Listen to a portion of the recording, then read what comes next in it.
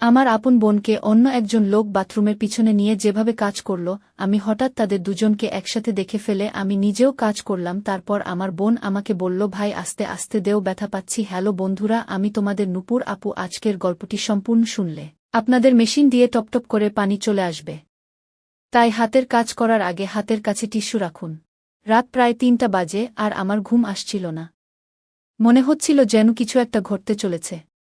অস্বস্তি নিয়ে আমি শেষ পর্যন্ত আমার বড় বোনের রুমে গেলাম। ভাবলাম ওর সাথে একটু কথা বলি, মন হালকা হবে। রুমে ঢুকে দেখি একটা হালকা আলো জ্বলছে, কিন্তু অবাক হয়ে লক্ষ্য করলাম আমার বড় বোন সেখানে নেই। এত রাতে সে কোথায় গেল ভাবতে ভাবতে আমি চিন্তায় পড়ে গেলাম। আমি বাইরে বাথরুমের দিকে গেলাম, কারণ সেখান থেকে কিছু আওয়াজ আসছিল। কাছে যেতেই শুনলাম আমার বোন কারো সাথে মৃদু স্বরে কথা বলছে।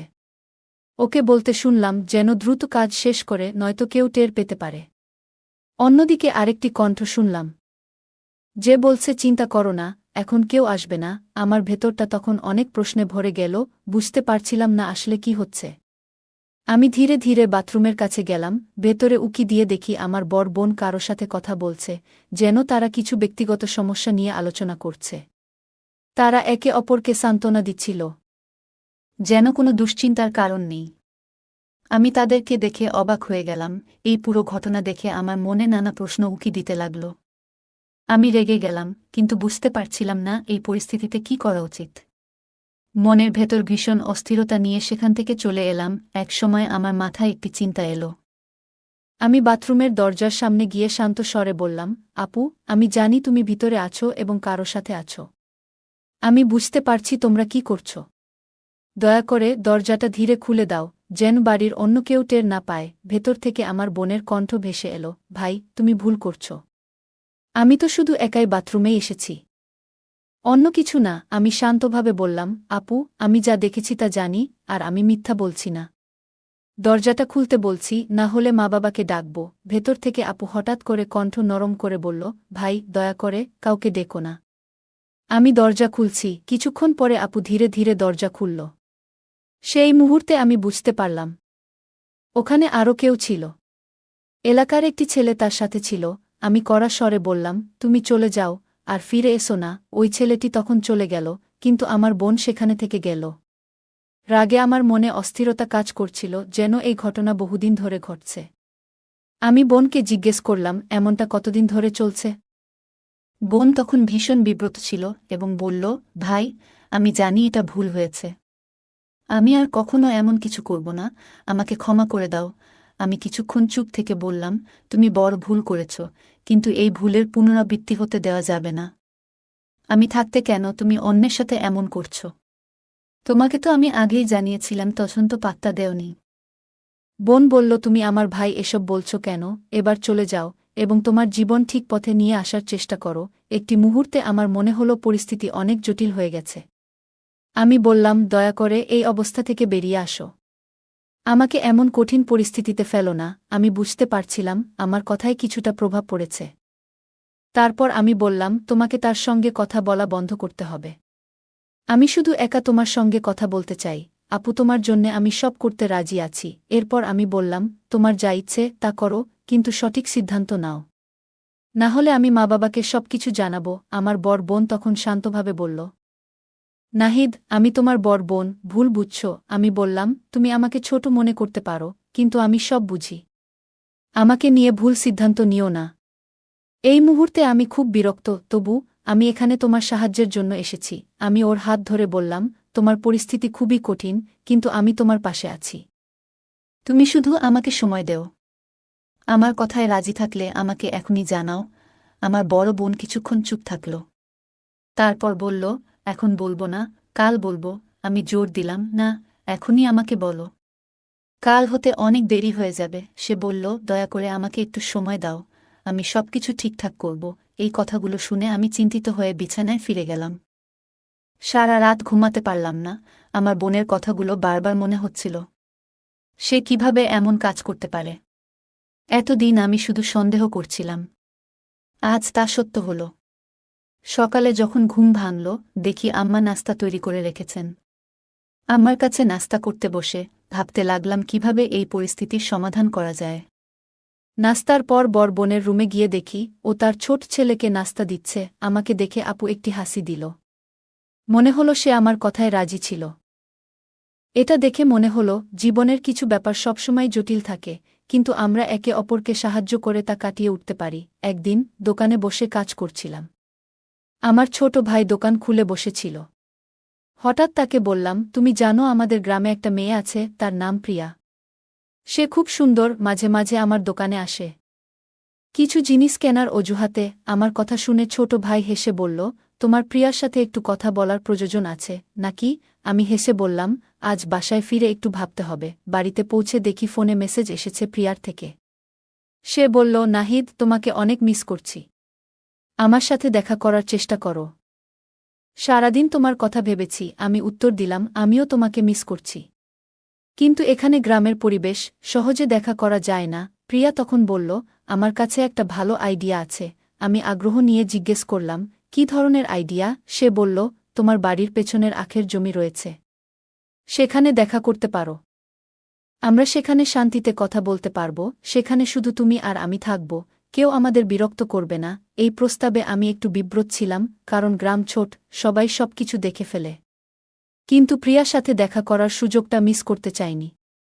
প্রিয়া খুব সুন্দরী ছিল, এতটাই যে গ্রামের অন্য ছেলেরা সবসময় ওর আশেপাশে ঘুরঘুর করত।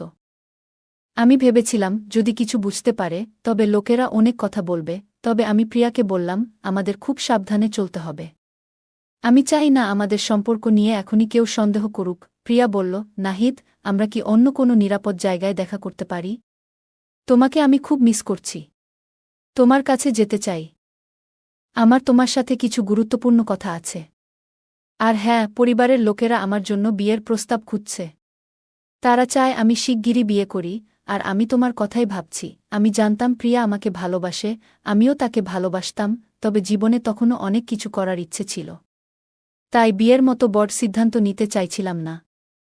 আমি বললাম, প্রিয়া, এখনও আমাদের জীবনে অনেক চ্যালেঞ্জ আছে। আমার দোকান ছোট, আলো তেমন ভালো না। সংসার চালানোর জন্য নিজেকে আগে শক্তভাবে গড়ে তোলা দরকার। তারপর আমি অবশ্যই তোমার বাসায় বিয়ের প্রস্তাব পাঠাব। প্রিয়া একটু চুপ করে থেকে বলল, তুমি যখন চাও তখনই করো, কিন্তু জেনে রাখো, আমি তোমাকে ছাড়া থাকতে পারব না। আল্লাহর কসম, তুমি যেভাবেই রাখো, আমি রাজি আছি। তার কণ্ঠে ভরসা আর ভালোবাসা ছিল, আর আমিও তাকে সত্যিই ভালোবাসতাম। কিন্তু ভেতরে ভেতরে ভাবছিলাম, জীবনে কতজনই তো বিয়ে করে তারপর দূরে কোথাও কাজ করতে চলে যায়, আর তাদের স্ত্রীগুলো একা থেকে যায়, অন্য কারো সাথে গোপনে সম্পর্কে লিপ্ত হয়। তাই আমি প্রিয়াকে বুঝিয়ে বললাম, এখনই তাড়াহুড়ো করো না। আমি চাই আমাদের ভবিষ্যৎটা ভালো হোক।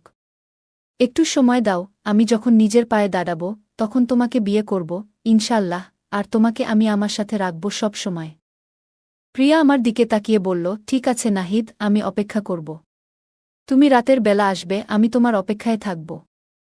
আর একটা কথা, তোমার ছোট কোনো ছবি থাকলে দিও, আমি তা বুকের কাছে রাখব যেন তোমার কথা মনে হয় সবসময়। আমি ভাবতে শুরু করলাম, গ্রামের জীবন ও সম্পর্কগুলো যেন এক অন্যরকম বাস্তবতা। প্রিয়া বলেছিল, নাহিদ, আমি তোমার সাথে দেখা করতে চাই। তুমি আমার জন্য একটা ছোট ছবি নিয়ে এসো, যেন সবসময় তোমার কথা মনে হয়। আমি বললাম, ঠিক আছে, এবং ওর জন্য ছোট্ট একটা পাসপোর্ট সাইজ ছবি নিয়ে দোকানে ফিরলাম। প্রিয়া তখন বলল, এই ছোট ছেলেটিকে মোবাইলটা নিতে পাঠাও। আমি বললাম, ঠিক আছে, এবং ছোটকে দোকানে পাঠালাম। আমার মনে একটা প্রশ্ন ঘুরপাক খাচ্ছিল, কেন যেন আমার আশেপাশে থাকা মানুষগুলোকে এত আকর্ষণীয় মনে হয়, বিশেষত যারা আমার দোকানে আসে। গ্রামের সবাই আমার এই রুচি সম্পর্কে জানত এবং এটা নিয়ে অনেকেই মজা করত। দুপুরে খাবারের জন্য আমি বাড়িতে এলাম, কিন্তু মা তখনও রান্না শেষ করেননি। মা আমাকে বলল, ছোটকে কেন পাঠাসনি? আমি বললাম, মা, ছোটটা কাজে ব্যস্ত ছিল, তাই নিজেই আসলাম। এরপর আমি আমার দুই বোনের ঘরে গেলাম। ছোট বোন সেখানে ছিল না, কিন্তু বড় বোন ছিল।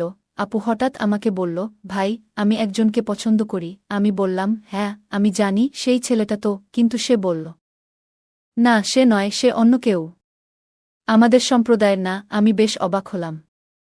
তাহলে তুমি তার সাথে কেন দেখা করো? প্রিয়া কিছুটা অস্বস্তিতে বলল, ভাই, সে আমার কিছু চাহিদা পূরণ করে, আর আমি তাকে অস্বীকার করতে পারিনি।